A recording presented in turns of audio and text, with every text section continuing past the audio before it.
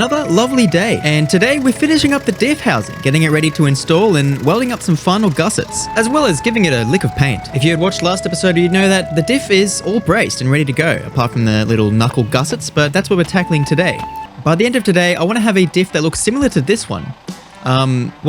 Wait, it is this one. How we were going to tackle this plan? Well, it was simple. I was going to use these cardboard gussets that I cut out using some scissors, and using a nice bead of hot glue, I was going to stick them to the diff. And of course, I'm going to do the other side as well, because we want this to be strong.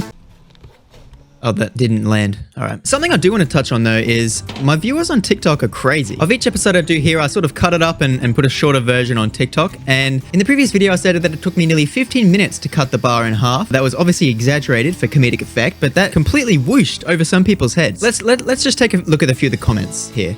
So we come here, let's see. So this is the bit where I was talking about cutting this steel, and if we come and look in the comments here, we've got a bunch of comments here. Some of them are informative, and some of them are just a little bit rude. Dwayne says, everyday people shouldn't be allowed anywhere near grinders, plasma cutters, and welders, to which I replied, that's right. Normies like me can't have a crack. Luke White thinks that I'm an accountant. But then we've got some nice comments, like Callan here, who's tagging his friend, sharing the love of my channel around. And this one takes the cake. Daniel Perkinson just tells me to give up. Maybe I need to dumb down the commentary just a little bit more. Let's start the video again.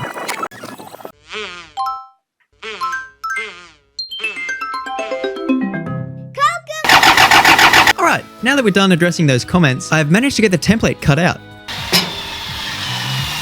I think I'll take a page out of the Esche book and give it a curb stomp. Yeah.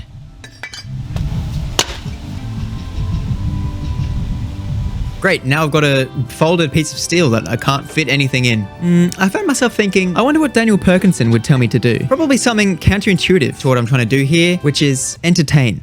But I was also able to cut out the second template, which was the other gusset.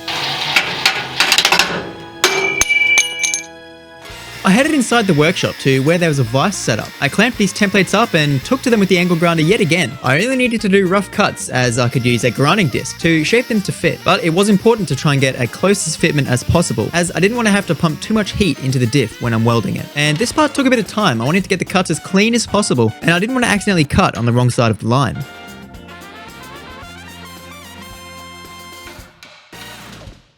It was getting to the point now where I could bring the diff in and start testing the fitment on both passenger and driver's side. They would be ever so slightly different due to the imperfections of the welds on Toyota's behalf. So when I had the rough shape cut out, I attached the grinding wheel to the grinder and set out to fetch the diff.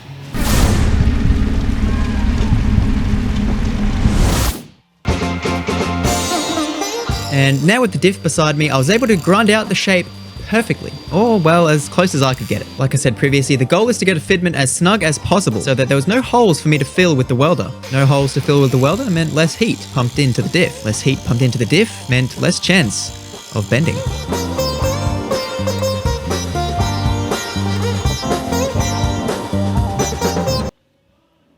I got the blocks of steel pretty damn close, and I was happy to start welding, so I was just cleaning up the sides and making sure they were hot enough to burn me. And as you can see, I've had to mark one as passenger and one as driver because there was actually quite a large difference between the two. I cleaned up the space around me and got some axle stands ready to put the diff on.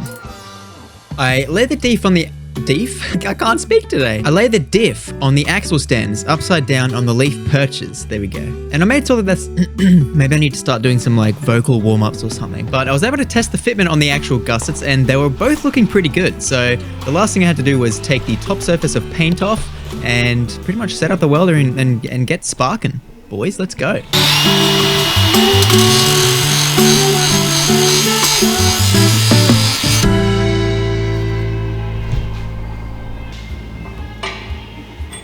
One other thing I had to look out for was the length of these gussets, because as you know, the swivel hub mounts over the knuckle and turns independently of it. Luckily enough, I was able to actually see where the swivel hub was turning and ground back the gusset to suit. But if you're making one of these at home, that is definitely something to look out for, especially because when you're welding this up, well, I assume it's when you don't have the swivel hub on, so it's quite easy to overlook this. But I'm happy with the fitments and where everything's lining up, so I'm just going to sand the top layer of paint and surface rust off this diff.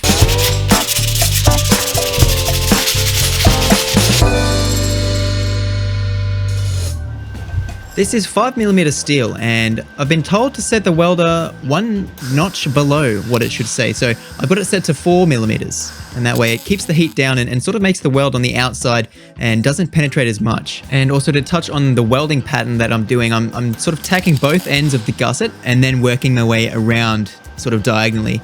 Again, just to minimize wow, I just stopped I cut myself off. I clicked the stop button on the recording. Anyway, what I was saying was I attacked both ends and worked my way diagonally across just to minimize bending because it needs to be straight. But I wasn't too concerned about bending this time considering I attacked both sides.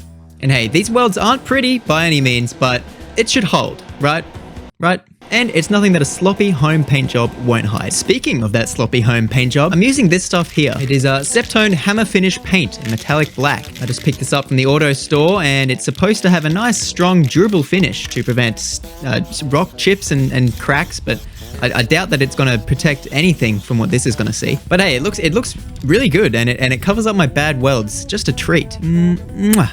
Chef's kiss. And for those of you wondering why I have the diff open, it's because I just want paint to come inside of the diff housing and sit in there with the oil and end up grinding away the diff teeth and just destroying my life in the future. So that's why I've got it open. But as you can see here, it's really coated the bad welds and sort of made them look worse. The light is catching it and making them pop, so I'm happy with that. Somehow though, during all of this time, I've only now realized this. It must just be the light catching the black paint, but there's a whopping dent in the front of the diff. There's no dents or scratches on the inside, so I don't think it's affecting the ring gear, but time will tell. Regardless, this is what we ended up with. A fully braced, nicely painted LN106 front diff. And in the next video, we're finally going to be attaching it to the car, replacing it and getting rid of the old gouged out housing.